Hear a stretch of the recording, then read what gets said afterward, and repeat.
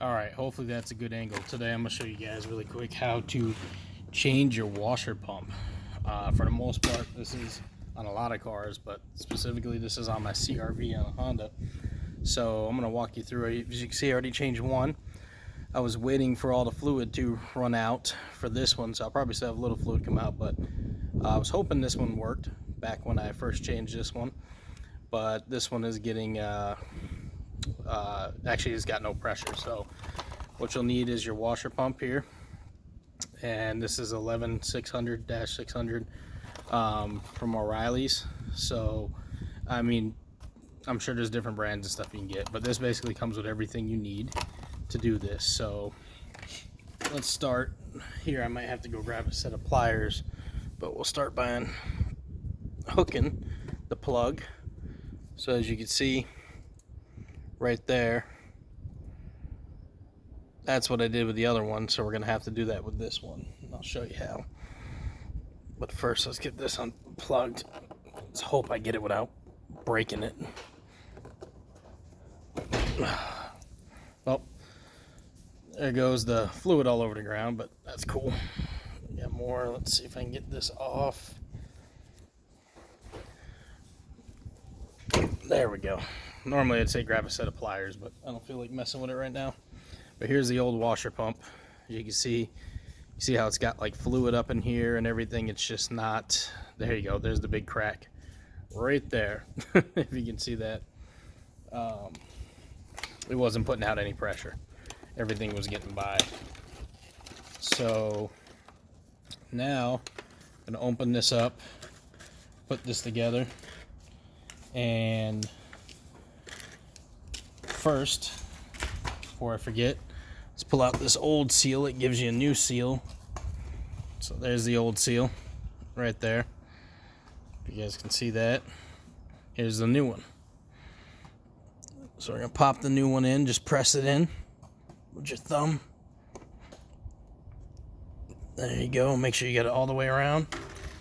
So I got washer fluid all over my hands now. Let me go grab a rag.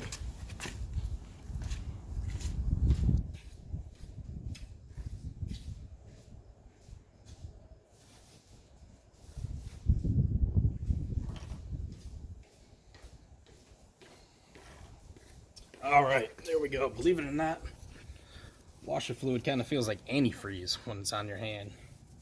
It's not so bad. It comes off quicker, but dealing with it when you're trying to do the wiring is not fun. So, I already went over this with my last one, so I'm going to go off what colors you need to attach to. This one was the white with black strip, would have been the negative, and this is the blue. It's kind of hard to tell. It's kind of pretty dirty. So did red in the white and black, and this one is a black for the negative on this one. So this might be black actually. It's hard to, yeah, this one was black. Yep, so black for the negative, white and black for the positive on here. This has got black for the negative and a green and black, which I believe is going to be the positive. If not, swap it around.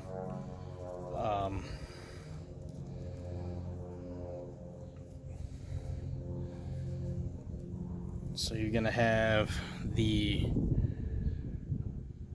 red and blue as your positive, and the yellow and blue as your negative on here. Yep, that's how I have it in there.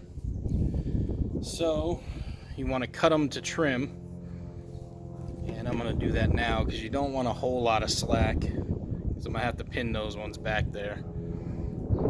If you got too much slack, it's going to get in your wheel well. If you have your stock fender lining, then you don't got to worry about this. Me, I had mine lifted and lowered, so yeah, I had to kind of worry about that. Alright, so you just use a wire cutter, strip your wires, and make sure I got the right one. I'm going to have to go with a 14. you want to be careful at doing this, because if you get too cut down, you'll end up stripping or cutting the whole wire itself.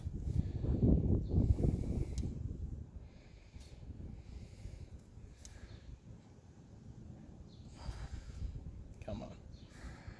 So just like this, and apologize with pulling, it's going to come off camera, but as you can see right there. So I got them both stripped.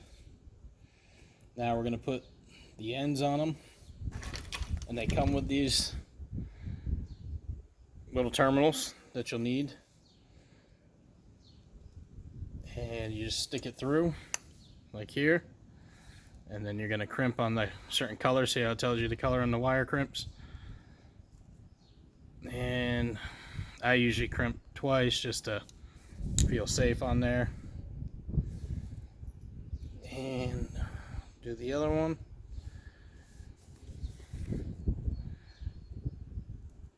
There we go.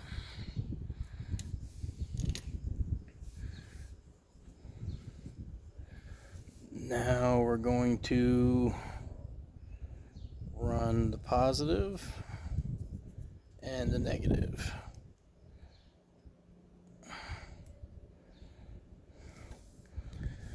Now normally you can run some electrical tape around it if you want. I'm going to actually zip tie these, but first I got to get this pushed in. Now this is, you got to push these in hard. Just so you know, you might feel like you're gonna, like something's gonna break, but it's not. Let me get a good angle. So as long as you're at the right angle, you'll be fine. There we go. So you push it in here. There's a little area that fits snug, and you make sure you have the bottom area sunk into the gasket and the little seal. Put your cord back on. And in fact, what I'm going to do here, I'm actually going to run both of these cords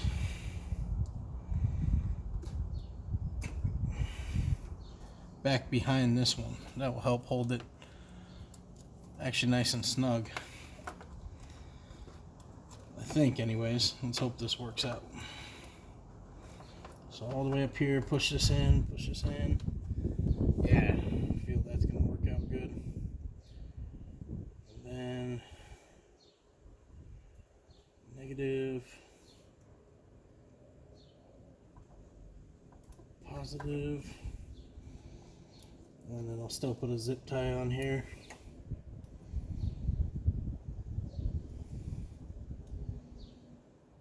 And then the negative and the positive on this one. There we go. So I'll probably end up zip tying this up a little bit higher up here, and that should hold it out of the way because I don't have any fender lining. But let's check our fruits of our labor here.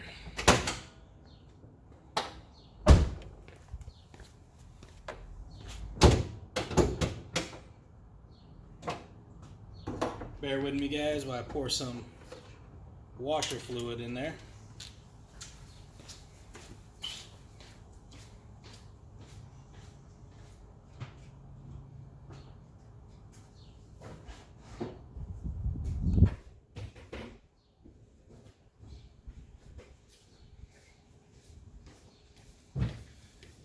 Of course, get whatever kind of wash fluid works for you, but I like the Rain-X bug remover.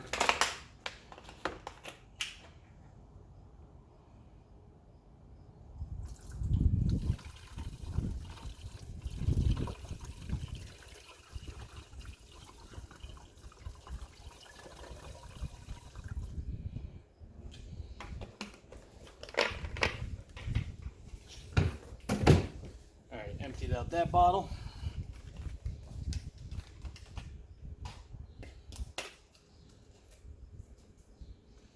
Now we're going to fill it up.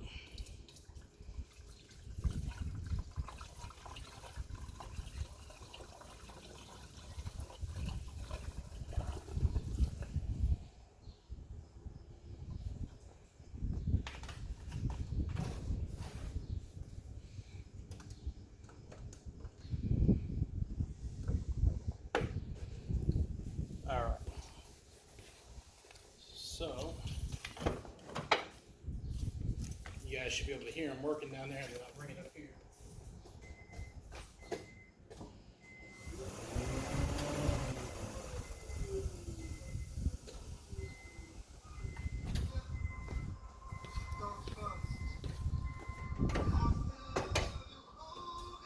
Down, otherwise it'll be squirting straight down.